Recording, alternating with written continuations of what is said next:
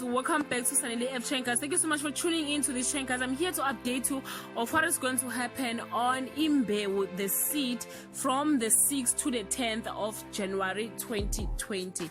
Punyuka and Nilesh question the Msamo staff about the missing ransom briefcase, and Mazulu asked Nirupa to make a call to Maharaj to share and celebrate his good fortune until Lindor drops a warning in his ear.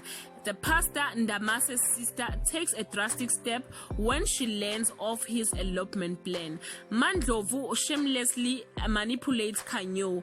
Ndamase's sister makes a transparently insincere apology to Khanyo, and Mandlovu's doctor tells her that she has a tumor.